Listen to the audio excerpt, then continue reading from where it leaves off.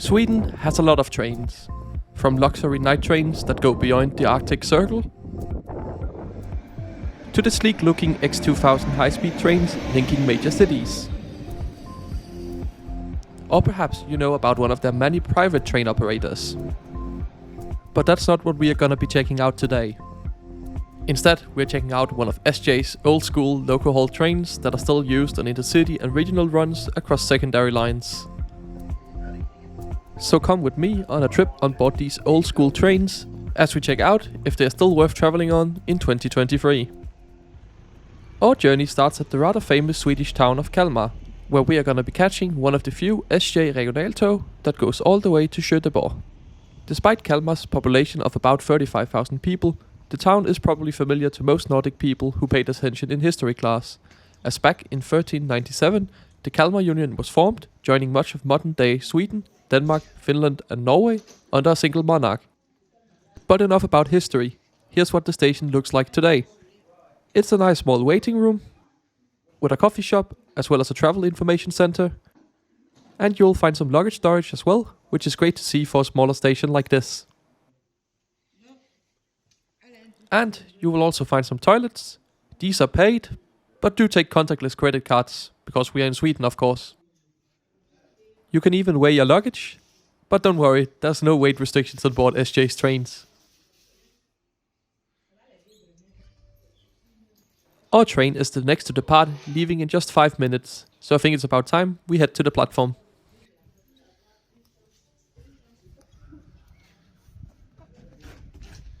The platforms here in Kalmar are split, so be aware that multiple trains can be on the same platform, so just make sure you get on the right one.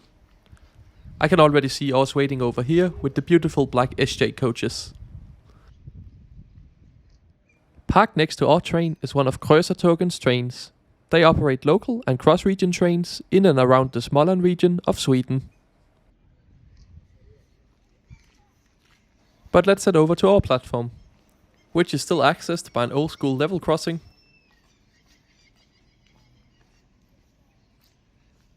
Down here is also where you'll find the bus terminal, which is pretty convenient.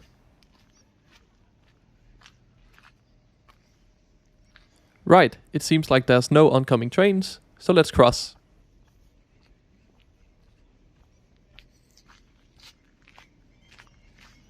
To our right, we also have another one of Rc6's trains. These strange looking rubber front trains are nowadays used on the line from Kalmar to Linköping. I've already done a video on these trains and their strange design, which you can find using the card in the top right hand corner. But enough about other trains, here is ours. This is one of SJ's Rc6 locomotives, built from 1982 and onwards by AESA. These trains are capable of speeds up to 160 km per hour. And man, I'm a huge fan of this all black livery. And with the clock fast approaching 15:53, it's about time we head on board. I'm traveling in first class today, which is located in wagon number 2.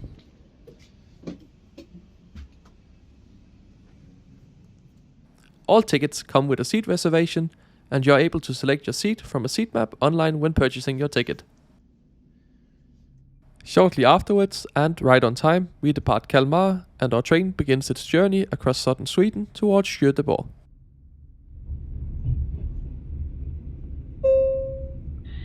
God kväll och välkommen till oss på SJ och regionaltåg 344 som ska ta emot bland annat Emmaboda, Växjö, Alvesta, vidare mot Värnamo, Borås och slutligen Göteborg. Vår ankomsttid till Göteborg är 19:55.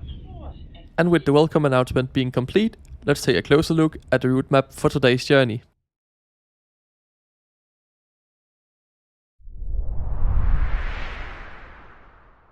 We are on board SJ train number 344, which starts here in Kalmar and then makes stops in Nybro, Emmaboda, Lessebo, Hovmantorp, Växjö, Alvesta, which is as far as I'll be traveling today. After Alvesta, the train continues to Värnamo, Gnosjö, Hestra, Limmared, Borås and finally Göteborg. The distance from Kalmar to Alvesta is 131 kilometers, which is scheduled to take 1 hour and 27 minutes, giving the train an average speed of 90 kilometers per hour. Our train quickly picks up the pace, running along this mostly single track line.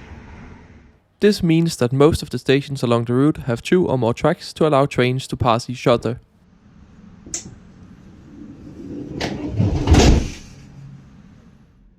With our first station stop here at Nybro being no exception to that rule.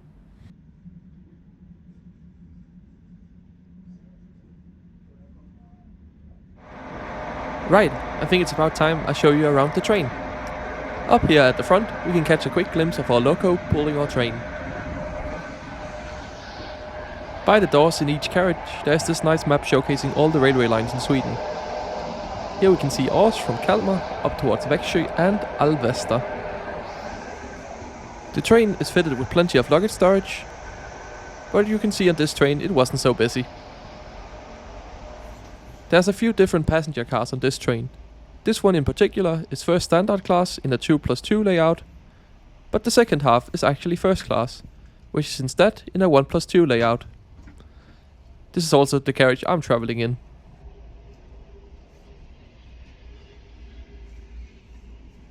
Out in the vestibule by the doors is where you'll find the toilet, as well as some more luggage storage. But let's go and check out some of the other cars.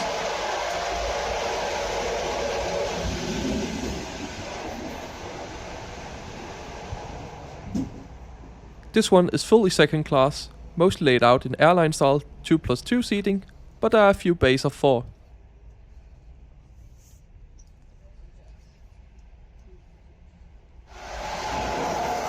The next standard carriage, however, is a bit more strange. This one features the staff compartment, as well as some very large luggage racks, but also a bit of a strange seating layout.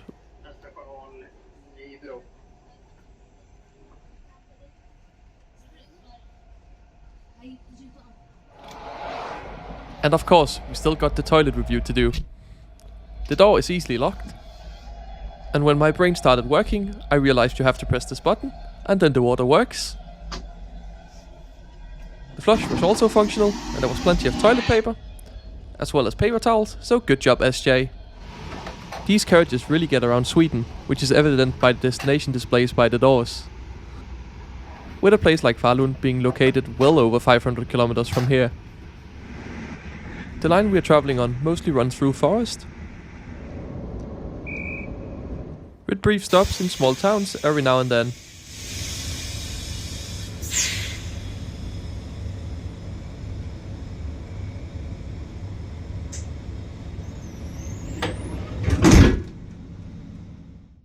A lot better than the weather on this rather grey April day is the seats, so let's have a look at them. I'm traveling in one of the solo first class seats. They come with a power socket, as well as a nice big sturdy tray table, a small storage pocket. The seats are very soft with a good headrest, so very comfortable. The only difference between first and standard class on board this train is just the seating. Or almost, as first class passengers do get free water in the form of this self-service box. We are now approaching Växjö, a major city with almost 100,000 inhabitants. This station is also the start point of some of Øresundstog's trains that connect most of southern Sweden with Denmark's capital Copenhagen, and we see one of their trains right here to our right. These trains also feature the Danish-style rubber front, with the Øresundstog model being the last one produced with this design all the way up until 2012. After Växjö, it's only a few more minutes before we reach the station in Alvesta, where I'm traveling to today. So let's talk about fares. I was traveling on a through ticket from Stockholm to Copenhagen via Linköping and Kalmar, but that probably won't help you much. Instead, I had a look online on the SJ website and see that tickets for Kalmar to Alvesta in first class starts at about 235 Swedish crowns. Prices vary slightly based on demand, so book ahead if you can. I found this train to be really comfortable. The seats are good, the carriage is quiet, and the ride quality is smooth. So I'd have no issues during some of the longer intercity journeys these carriages also are used for. And just like that, here we are arriving into Alvesta, a few minutes behind schedule. Thank you so much for joining me on this trip. If you want to see more videos like this, make sure you're subscribed to the channel as I try to upload a new one every Sunday. You can also follow me over on Twitter at IntercitySimon. I usually post live from my travels over there, so it's a great place to get a sneak peek at what videos might be coming to the channel in the future.